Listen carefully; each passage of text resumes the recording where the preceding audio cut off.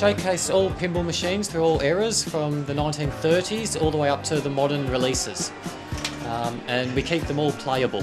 So all the games you can come in, play, enjoy, just relive the old arcade days or experience what modern day pinball is like. Just grew up around arcade machines and pinballs because my family was in the business back in the day, just small operators, you know how you'd see games in fish and chip shops and delis. So when that all sort of died out, most games were just put into storage, waiting for the opportunity to do something with them again, and well, now we can. I do like a lot of the classic late 70s, early 80s games. There's a lot of good Belly and Stern releases from around that time period. Out of modern ones, I like some of the modern releases like the Stranger Things pinball and the Godzilla pinball. We got Matthew Owen, first place. They call it a flip frenzy, which is very much a frenzy, very hectic.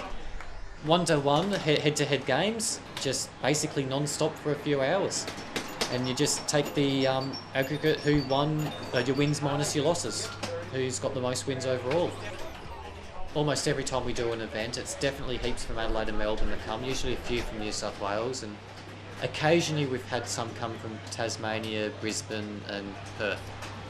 Yeah, we've had people, you know, they fly from Brisbane down to Melbourne, hire a car out to do the road trip. Yeah. That's happened a few times. We came here because of my dad and his mate. I mean, they're really into pinballs. We drove from Melbourne just to come here, yeah.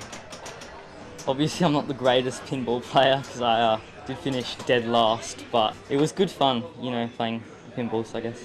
I started off strong with like 3 wins and 2 losses against some pretty good players, and then I started tilting a bit down and then ended up like losing about another 10 games in a row, so a bit frustrating.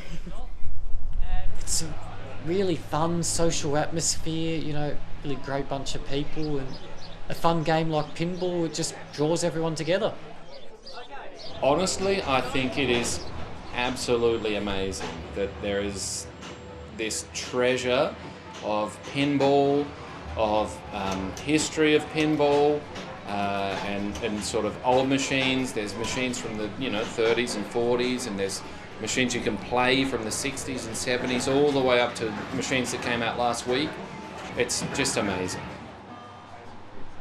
The community is just really eclectic. We've got doctors, I'm a disabled pensioner, so it's a huge range. But the main thing that combines us is the passion for pinball, basically. Yeah. So there is, whether it's the doctor who's operating on people, they're still liking the flashy lights just as much as, we do. Huge appeal with pinball is it's still a physical game. You hit the ball around a playfield, it hits targets, and then mechanical objects react to the ball.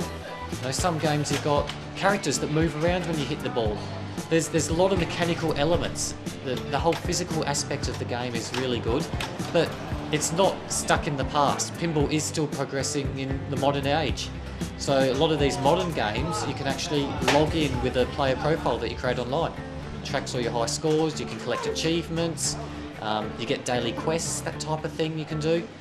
So it's still in the modern age, but still the old physical.